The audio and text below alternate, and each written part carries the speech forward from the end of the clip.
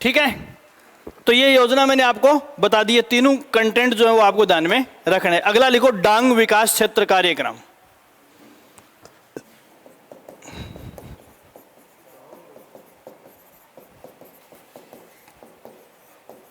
अभी अपन किसकी बात कर रहे थे? मेवात की बात कर रहे थे। मेवात क्षेत्र मैंने आपको बताया। देखो, इनमें से एक सवाल पक्का आता है, मगरा, मेवात और डांग में से। ठीक है, क्या है ये डांग विकास कार्यक्रम? तो सबसे पहले आपके दिमाग में यह आना चाहिए कि डांग क्षेत्र किसको कहते हैं। डांग क्षेत्र का मतलब क्या होता है?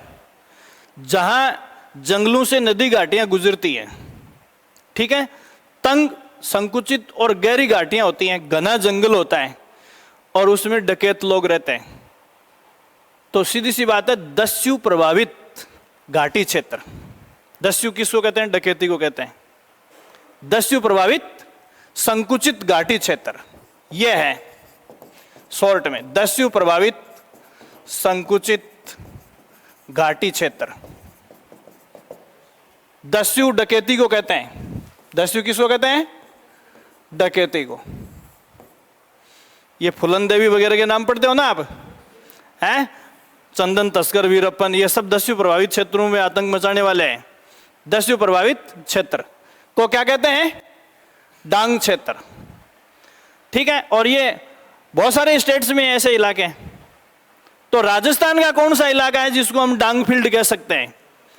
तो देखो, चंबल के जो बीहड़ जंगल है उसमें राजस्थान के कुल कितने जिले आते हैं? 8 जिलों की 26 पंचायत समितियां आती है। 8 जिलों की 26 पंचायत समितियां। अब इसमें देखो, हाड़ौती के 4 जिले हैं, कोटा, बूंदी, बारां और झालावाड़। इसके अलावा सवाईमाधोपुर, करौली, धौलपुर और भरतपुर। याद रहने वाले हैं, कोई दिक्कत नहीं है। तो 4 तो याद रख लो, सवाईमाधोपुर, करौली, धौलपुर और भरतपुर, और प्लस हाड़ौती के 4। तो आप इसमें राज्य के 8 जिलों के 26 पंचायत समिति, ब्लॉक, खंड, कुछ भी लिख सकते हैं। राज्य के 8 जिलों के 26 पंचायत समिति क्षेत्र, 26 पंचायत समिति क्षेत्र डांग क्षेत्र में आते हैं।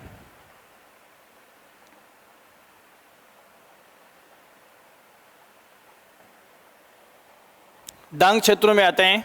कोष्टक में वो लिख लो, सवाईमाधोपुर, करौली। इसमें पूछ लेते हैं कई बार, कौन सा जिला डांग क्षेत्र में नहीं आता? कौन सा आता है? सवाईमाधोपुर, करौली, धौलपुर, भरतपुर। धौलपुर, भरतपुर, फिर कोटा, बूंदी, झालावाड़, बारां। कोटा, बूंदी, झालावाड़, बारां, ये हाड़ौती बेल्ट है।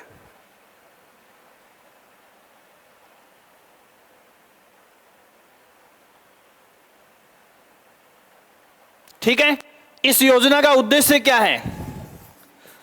उद्देश्य वही है, मेवात क्षेत्र में विकास को गति देना, और दूसरा है मेवात क्षेत्र में आधारभूत सुविधाओं के लिए निवेश को बढ़ाना, इन्वेस्टमेंट है उसको बढ़ाना। ये 2 मुख्य उद्देश्य हैं इसके। इसमें भी ज्यादातर साल ही पूछते हैं। ये कार्यक्रम है 2005-06 का, 2005-06 के बजट का है। यही इंपॉर्टेंट है, इसमें भी साल ही इंपॉर्टेंट है। जैसे अभी मेवात वाले में 86-7 बताया था ना मैंने, तो इसमें भी सवाल यही इंपॉर्टेंट है, ज्यादातर साल ही पूछते हैं। बाकी नीचे वाली 2-3 बातें और देख लेना, फिर कोई दिक्कत नहीं होगी। ठीक है, अगला है मगरा क्षेत्र विकास कार्यक्रम। मगरा क्षेत्र विकास कार्यक्रम, मगरा क्षेत्र विकास कार्यक्रम। सॉरी, गलत छाप दिया, वो ऊपर वाला लिख लो, आप चेंज कर लो इसको, डांग, दोनों जगह कर लेना, 2 बार लिख दिया मैंने ये। डांग क्षेत्र लिख देना इसमें ऊपर वाले में, मेवात गलती से लिख दिया है, डांग क्षेत्र लिखना है, ठीक है। अब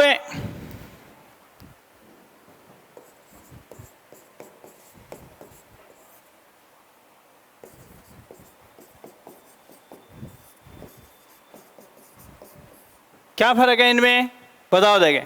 ये दोनों एक ही हैं, राजस्थानी मंगरा, ज्यादातर ये लिखा जाता है मंगरो। क्या है, कोई फर्क है क्या? अरे ऐसे बहुत सारे शब्द मिलेंगे, ये बागड़ और बांगड़, क्या फर्क है इनमें, क्या फर्क है इन दोनों में?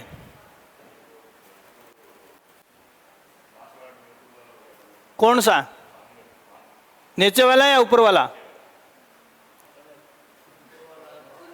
ये है, ये डूंगरपुर और बांसवाड़ा का सीमावर्ती क्षेत्र है, और ये बांगड़ शेखावाटी का वो क्षेत्र जिसमें अंतःप्रवाही नदी नालों के कारण नमी बनी रहती है। सिर्फ एक बिंदी की तो फर्क है। विश्व हिंदी दिवस पर बहुत सारे चुटकुले आए थे इस डॉट के ऊपर, आप लोगों ने पढ़े होंगे फेसबुक पे, हैं तगड़े तगड़े, हैं ठीक है। अरे इन मारवाड़ी में आप काम में लेवा को नहीं, क्या उनके हैं? हाँ मंगर, मंगर का मतलब पिछवाड़ा, पीछे। जो राज भवन होते थे राजाओं के रहने के लिए, ठीक है, तो सीधी सी बात है, ठाठ ऐसे जो रईस है वो पीछे लोन में घूमता सुबह, तो इनकी हैबिट होती थी शिकार खेलने के। तो वैसे शिकारगाह राज्य में दूर दूर तक होते थे, ठीक है ना। लेकिन निजी शिकारगाह अपने राजभवन के पीछे बनाई हुई होती थी, उसको क्या कहते थे? मंगरो। लोकगीत हैं बहुत सारे इसके ऊपर, समझ गए आप। तो ये एक तरह से राजा महाराजाओं की निजी शिकारगाह होती थी। और अभी ये जो मैं बता रहा हूं ये पिछड़ा क्षेत्र बताऊंगा आपको। तो देखो राजस्थान में जो है ये योजना 5 जिलों में चल रही है, लेकिन इससे पहले आपको इसको एक्सप्लेन करने के लिए एक विशेष शब्द पर जोर दिया जाएगा।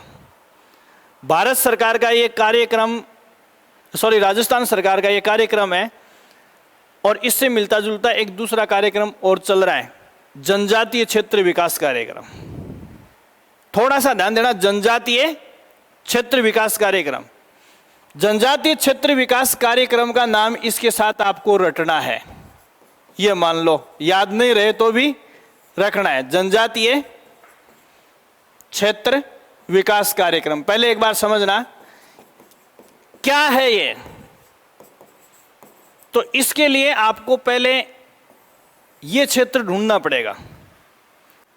तो मगरा क्षेत्र का मतलब है कि राजस्थान की दक्षिणी मध्य राजस्थान, एकदम साउथ की भी नहीं और उत्तर वाली तो है ही नहीं, दक्षिणी मध्य भाग का अरावली का वो क्षेत्र, अरावली का वो क्षेत्र जिसमें जनजातीय क्षेत्र विकास कार्यक्रम लागू नहीं है, उस क्षेत्र का विकास करने के लिए राज्य सरकार ने मगरा क्षेत्र विकास कार्यक्रम संचालित किया है। तो इसमें कौन सा आएगा? अजमेर, भीलवाड़ा, पाली, चित्तौड़गढ़ और राजसमंद। एकदम दक्षिणी भी नहीं है, डूंगरपुर बांसवाड़ा तक भी नहीं गए, और ये उत्तरी जिले ही बचे हुए हैं। तो या तो ये शब्द हो सकता है मध्य दक्षिणी अरावली क्षेत्र, ये सही रहता है मध्य। तो इसमें लिखो मध्य दक्षिणी अरावली, मध्य दक्षिणी अरावली के उन क्षेत्रों को मगरा क्षेत्र के नाम से जाना जाता है, कि उन क्षेत्रों को मगरा क्षेत्र के नाम से जाना जाता है, मगरा क्षेत्र के नाम से जाना जाता है, जिनमें जनजातीय क्षेत्र विकास कार्यक्रम, जिनमें जनजातीय क्षेत्र विकास कार्यक्रम लागू नहीं है, लागू नहीं है।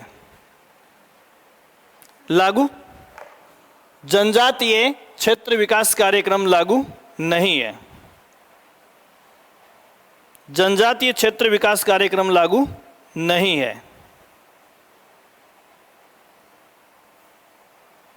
जनजातीय क्षेत्र विकास कार्यक्रम लागू नहीं है। ठीक है, तो देखो इन पहाड़ी जिलों का वो क्षेत्र जिसमें जनजातीय क्षेत्र विकास कार्यक्रम लागू है, वहां इस कार्यक्रम को लागू नहीं किया जाएगा, मतलब ये इसका सब्स्टिट्यूट है। दूसरी बात, इसमें भी इंपॉर्टेंट वही है, 5 जिलों के 16 खंडों में, 5 जिलों के 16 खंड, आगे कुछ भी लिखने की जरूरत नहीं है, समझ जाओगे, समझदार तो हो ही गए हैं। अब ये 5 जिलों के नाम लिख लो, अजमेर, भीलवाड़ा, पाली, अजमेर, भीलवाड़ा, पाली, चित्तौड़गढ़ व राजसमंद। अजमेर, भीलवाड़ा, पाली, चित्तौड़गढ़ व राजसमंद।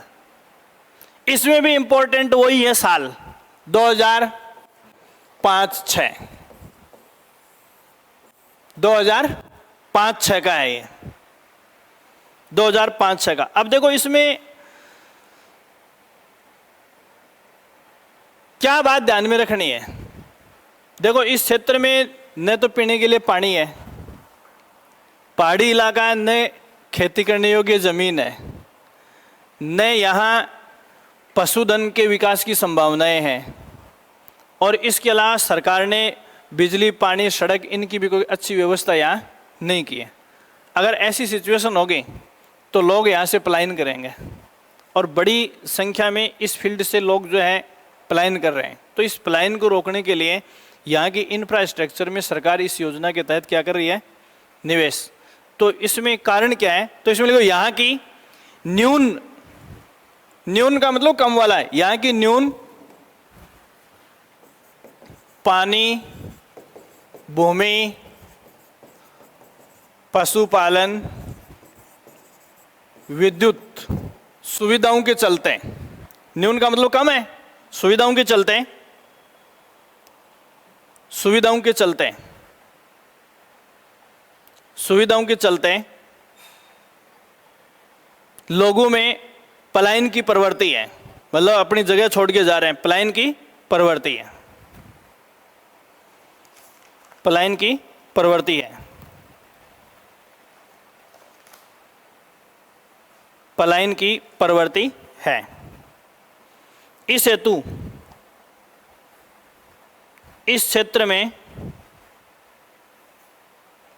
आधारभूत सुविधाओं के विकास पर बल दिया जा रहा है,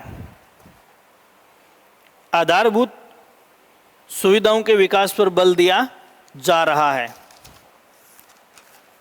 आधारभूत सुविधाओं के विकास पर बल दिया जा रहा है, बल दिया जा रहा है। ठीक है, अब देखो अगला एक सवाल मैं आपको बता रहा हूं, उसको किस तरीके से याद रखेंगे आप। इसमें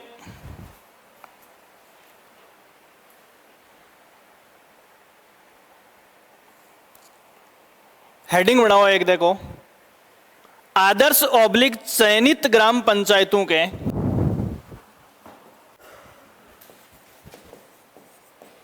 आदर्श ऑब्लिक चयनित ग्राम पंचायतों के विकास हेतु कार्यक्रम,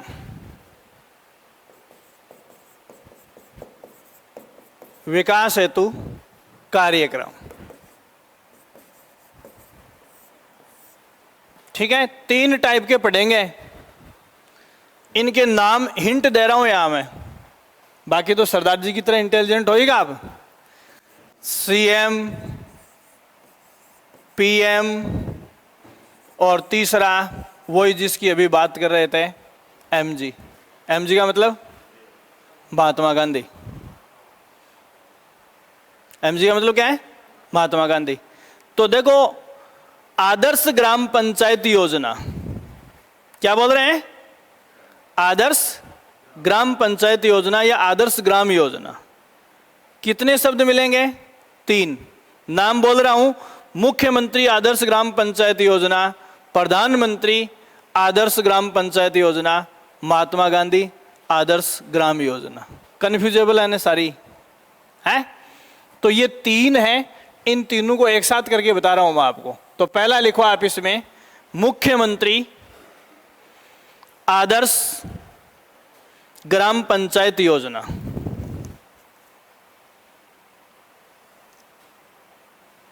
मुख्यमंत्री आदर्श ग्राम पंचायत योजना। ये इसमें पीएम की जगह सांसद करना भाई। ये पीएम ने जो योजना शुरू की है वो है सांसद आदर्श ग्राम योजना, काट देना उसको। मुख्यमंत्री आदर्श ग्राम पंचायत योजना, आदर्श ग्राम पंचायत योजना ये हिंदी में ही है। तो देखो सीएम के नाम से सीएम, मुख्यमंत्री आदर्श ग्राम पंचायत योजना, आदर्श ग्राम पंचायत योजना। पी और रह गया क्या इसमें? आदर्श ग्राम पंचायत के लिए पी वाई। तो ये क्या हो जाएगा? सांसद का एस हो जाएगा, सांसद आदर्श ग्राम पंचायत योजना। और महात्मा गांधी आदर्श ग्राम योजना, ये देखो महात्मा गांधी आदर्श ग्राम योजना। ये ऐसे लिखना इन तीनों को। अब देखो इन दोनों में पंचायत शब्द है, इसमें अपन ने पंचायत शब्द यूज नहीं किया है। तो आदर्श ग्राम की बात करते हैं तो आदर्श ग्राम पर हमारे सामने कितने सवाल बनते हैं? 3 सवाल बनते हैं। मुख्यमंत्री के साथ सांसद के नाम और महात्मा गांधी के नाम। ठीक है, अब है क्या? ये तीनों ही अद्वितीय योजनाएं हैं। तो देखो इसमें क्या होगा, पहला जो है ये तीनों ही कार्यक्रम जो है वो सामुदायिक सहभागिता से चलाए जाएंगे। किससे? सामुदायिक सहभागिता से। तो इसके नीचे लिख लो सामुदायिक सहभागिता। सामुदायिक सहभागिता जानते हो ने या नहीं जानते? मुख्यमंत्री आदर्श ग्राम पंचायत योजना, इसमें सामुदायिक सहभागिता से क्या होगा? ग्राम पंचायत का समग्र विकास होगा। समावेशी हो गया ने? ग्राम पंचायत का क्या होगा? समग्र विकास होगा। ग्राम पंचायत का समग्र विकास हो। समग्र विकास का मतलब क्या है? खेती, स्वास्थ्य, शिक्षा, स्वच्छता, पर्यावरण, रोजगार सब आ जाएंगे इसमें। ठीक है, अब देखो मैं आपको बता दूं कि अभी मैं आपको नरेगा स्कीम पढ़ा रहा था, महात्मा गांधी राष्ट्रीय ग्रामीण रोजगार गारंटी स्कीम आपको पढ़ा रहा था। उसका अभिसरण का मतलब क्या है? अभिसरण का मतलब क्या? अगर इस साल और पिछले साल दोनों साल बरसात की सीजन में आपने अखबार पढ़े हैं तो नरेगा के श्रमिकों को सरकार ने बरसात की सीजन शुरू होने के टाइम किस में नियोजित कर दिया? वृक्षारोपण में। ठीक है ना? तो यहां इसके लिए आगे लिखोगे महात्मा गांधी राष्ट्रीय ग्रामीण रोजगार गारंटी स्कीम, जो आते ही आपको मैंने पढ़ाई थी, का अभिसरण। अभिसरण का मतलब होता है विस्तार, पौधारोपण हेतु। यह नई एक्टिविटी जोड़ी है किसमें? नरेगा में। तो देखो पौधारोपण, अब देखो मैंने आपको बताया कि चयनित ग्राम पंचायतों के विकास हेतु मुख्यमंत्री आदर्श ग्राम पंचायत योजना, समझना इस बात को। मुख्यमंत्री आदर्श ग्राम पंचायत योजना को सीधा किससे जोड़ दिया? नरेगा से जोड़ दिया। तो नरेगा के मजदूरों को इस योजना के तहत किस काम में लिया गया? पौधारोपण के लिए। ग्राम पंचायत क्षेत्र को डेवलप करने के लिए, पौधारोपण के लिए नरेगा के मजदूरों को यूज किया गया। दूसरा देखो ये क्या है, सांसद आदर्श ग्राम पंचायत योजना। सांसद आदर्श ग्राम पंचायत योजना जो है, इसमें क्या है, क्या होगा, गांव को गोद किसके द्वारा, सांसद द्वारा। तो इसमें लिखो सांसद द्वारा ग्राम पंचायत गोद ली जाती है, ग्राम पंचायत गोद ली जाती है।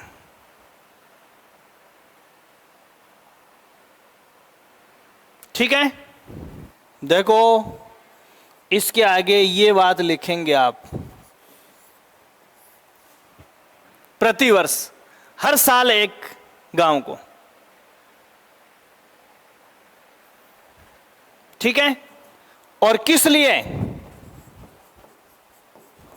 समग्र विकास, मतलब सभी जातियां, सभी कार्य, सभी क्षेत्र, कोई जाति विशेष या वर्ग विशेष के लिए नहीं है। तो इसके लिए आप क्या लिखोगे, समग्र विकास।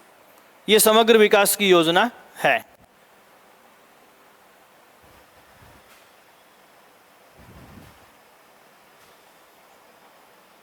ठीक है, तो देखो इधर इस मुख्यमंत्री वाले में तो चयन विधायक करते हैं और इधर कौन करते हैं, सांसद करते हैं। फिर अगला आप इसमें लेंगे महात्मा गांधी आदर्श ग्राम योजना।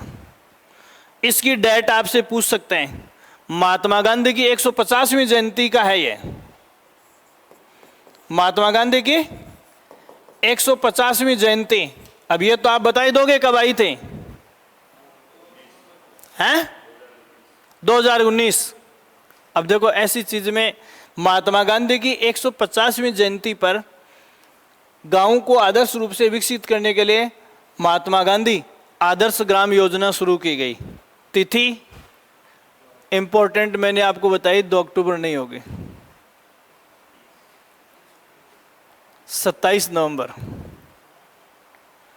यही कारण है, इस डेट को कई बार पूछा जा चुका। देखो गांधी की 150वीं जयंती पर क्या किया गया, इसकी घोषणा, मतलब के अवसर पर इसकी घोषणा की गई, लेकिन शुरू कब हुई थी, 27 नवंबर 2019 को। ये डेट इंपॉर्टेंट क्यों है, 27 नवंबर 2019 डेट इंपॉर्टेंट क्यों, समझ में आ गई होगी आपके। ठीक है, अब इसका उद्देश्य क्या है, महात्मा गांधी आदर्श ग्राम योजना का उद्देश्य है, इसका उद्देश्य है गांधीवादी मूल्यों के अनुसार गांव को विकसित करना। गांधीवादी मूल्यों के अनुसार गांव को विकसित करना।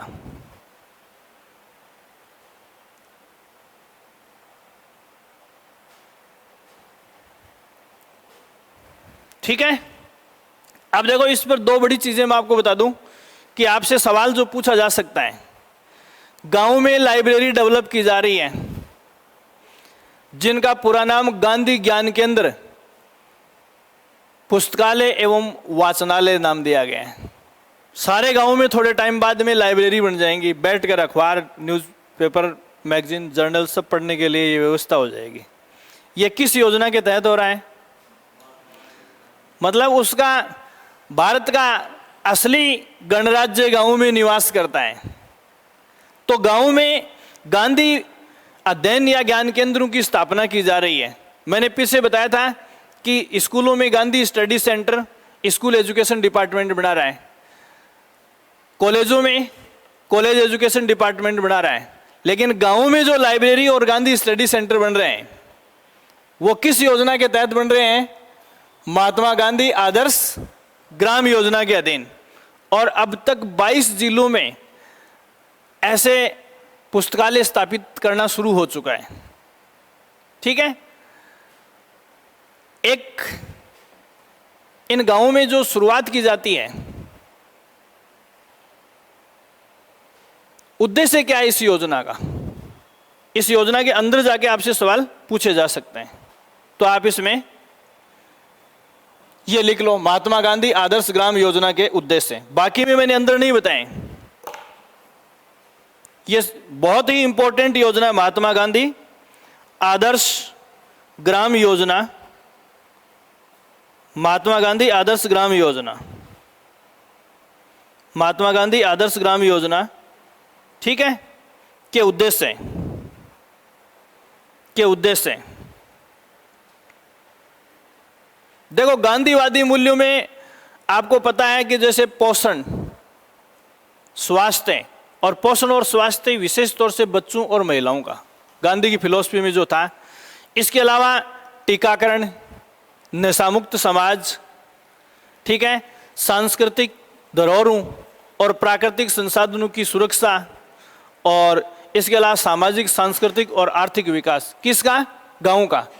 यह गांधीवादी दर्शन है। तो ये सारे प्रकार के डेवलपमेंट इस योजना के तहत किए जाएंगे, ठीक है।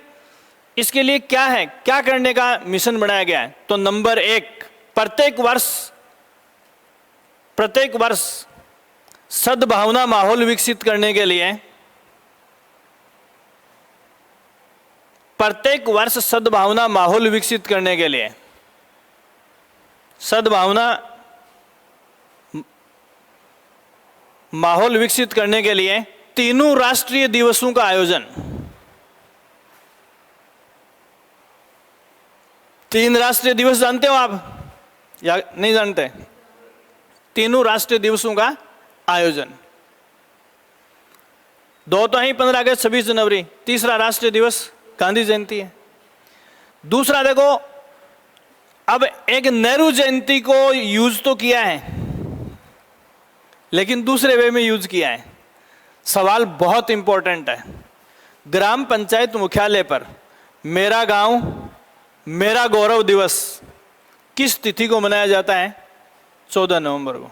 बाल दिवस है ना, तो बाल दिवस के दिन, अब इसमें नेहरू की छाप नहीं है, बस ये डेट डिक्लेयर कर दी। तो नंबर 2, 14 नवंबर को गांव में या सीधा लिख लो, 14 नवंबर को मेरा गांव मेरा गौरव दिवस आयोजित करना। मेरा गांव मेरा गौरव दिवस आयोजित करना।